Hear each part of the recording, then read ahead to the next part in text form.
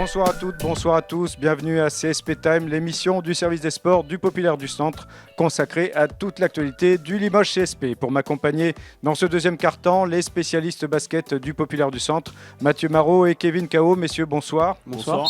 Et donc ce deuxième quart-temps, c'est celui du débat et nous allons nous poser la question, alors c'est la faute à qui ? Vaste question, c'est la faute aux joueurs, c'est la faute aux dirigeants, c'est la faute au staff. Il y a beaucoup de coupables possibles. Qui commence, Mathieu ? C'est la faute à qui ? Je veux pas te Ceux faire qui une sont réponse sur le de terrain. Normand. Non, bon, c'est la faute à tout le monde. Hein. Oh, ben non, c'est quoi, facile, mais non, mais c'est vrai. Si t'en arrives à cette situation aujourd'hui au Limoges CSP, ça part forcément de ce qui s'est passé l'année dernière. T'es obligé de remonter là. On le sait, on va pas refaire l'histoire, les nombreux chèques qui ont été faits, que ce soit par l'ancienne direction ou même la nouvelle qui a coupé François Perronnet. Ça a coûté beaucoup d'argent, tout ça. Donc fatalement, ça a impacté le recrutement de cette année. Donc le recrutement, il a pas été bon, il faut le dire, sur certains joueurs. Le Limoges CSP s'est trompé quand tu vois qu'aujourd'hui que Varanovskas il joue plus parce que bon, il a plus joué à Nanterre, mais je pense qu'il va plus jouer pendant un petit moment. Benoît Mbala, lui, ça fait un moment qu'il est déjà qui joue pas. Toumane Diagne, il joue 2 minutes. Donc t'as un club qui a peu de moyens en fait, et t'as 3 joueurs qui jouent pas. Alors si tu ajoutes le salaire de ces 3 joueurs, tu peux potentiellement en trouver un bon. Donc là, il y a un problème à ce niveau-là. Donc problème d'argent, problème de recrutement. Au niveau du coaching, on peut se demander aujourd'hui si le message de Alfred Yulbé il passe toujours auprès de ses joueurs. Sur le dernier carton à Nanterre, ça n'a pas forcément été évident.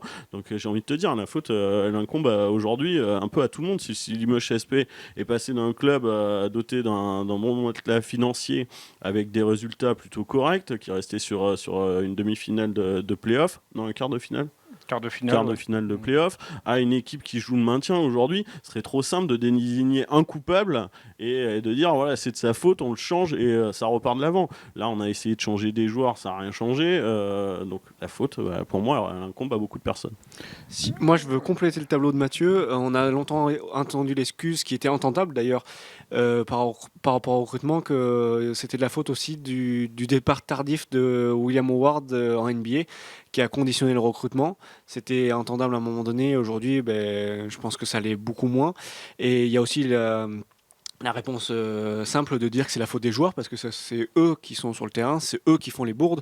Quand t'encaisses des séries, c'est quand même eux qui sont sur le terrain.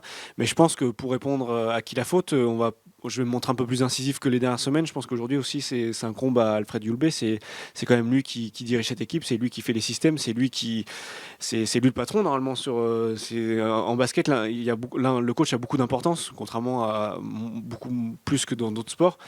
Et aujourd'hui, je pense que c'est lui qui est en première ligne, malheureusement.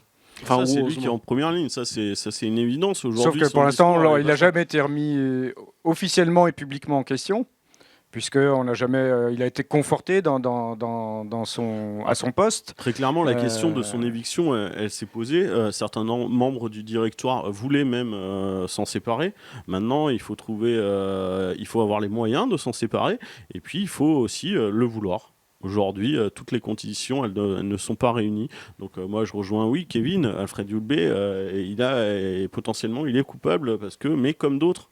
Si Jerry Boutielé fait la gueule depuis le début de la saison, est-ce que c'est de la faute de Alfred Yulbé ? Ça, je suis pas sûr. Maintenant, c'est à Alfred Yulbé de trouver les solutions pour que Jerry Boutielé ne fasse plus la gueule et que cette équipe, elle propose autre chose.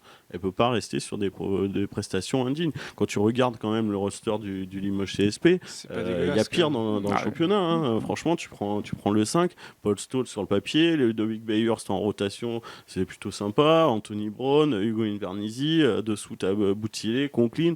Enfin, c'est une équipe qui doit pouvoir lutter un peu au-dessus, même largement au-dessus de ce qu'elle fait aujourd'hui. Alors justement, aujourd'hui, on parle de responsabilité. Est-ce que la responsabilité aujourd'hui, elle n'est pas entièrement sur les épaules des dirigeants ? Puisque maintenant, quelque part, on a activé des joueurs, on a conforté un entraîneur, on a activé les leviers qu'on pouvait. Maintenant, est-ce que la responsabilité, c'est celle des dirigeants ? On le connaît, hein, franchement, le schéma, il est classique. Hein, que ce soit en basket ou même dans les autres sports, généralement, tu commences à essayer de réajuster ton effectif. Si ça convient toujours pas, le prochain réajustement, le prochain fusible, c'est le coach. Donc aujourd'hui, l'avenir d'Alfred Yulbé, il est entre les mains des dirigeants limougeaux. Pour le moment, je pense qu'il va coacher ce samedi face à Chalon-sur-Saône. En cas de contre-performance, sa position, à mon avis, elle va devenir intenable. Et après, on en rejoint ce qu'on a déjà dit dans cette émission, c'est que on a parlé, Pierre Fargeau a donné une interview en parlant d'atavisme Limoujo, en disant que il voulait changer le fait enfin arrêter le fait de changer des coachs tous les ans. Là, À un moment, ça devient intenable. En fait, Ouais. s'il Tous les dirigeants disent ça. Tous les dirigeants, je connais pas un dirigeant qui dit bon bah non, on va le faire sauter direct. On s'en fout si on n'a pas les bons résultats, on fait sauter le coach. Maintenant, avoir ce principe, c'est bien. Forcément que tu veux garder ton coach sur plusieurs saisons. Maintenant, ça reste conditionné aussi aux résultats qui sur le plus est court à terme. Limoges. Bien sûr. Sur le court terme. Je pense que leur position est intenable vis-à-vis de la pression aujourd'hui qu'il y a, et même surtout vis-à-vis des résultats. On l'a dit tout à l'heure, il y a 8 défaites en 12 matchs, il y a 3 descentes, il va falloir faire quelque chose, quoi. Ouais. Et qu'est-ce qui va se passer en fait ce samedi, à mon avis, Limoges, avec un peu de chance, ils doivent battre cette équipe de Chalon. Et donc Alpha Durdway, il va gagner du sursis. Après, Limoges va enchaîner par des matchs très compliqués. Il va recevoir Venise, il va se déplacer à Dijon, à Belgrade. C'est là où ça va devenir compliqué, je pense. Ouais, mais est-ce qu'on va pas lui trouver l'excuse? Ah bah oui, mais c'est des grosses équipes, voilà, donc heureusement que tu as gagné Chalon. C'est une excuse. Oui, ce sera des grosses équipes. Gagner aux Partisans, gagner à Dijon, fatalement, ce sera compliqué.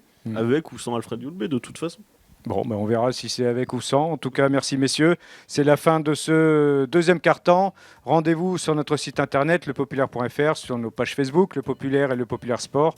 Et n'hésitez pas à commenter et partager pour nous retrouver dès demain pour le troisième quart-temps. Salut!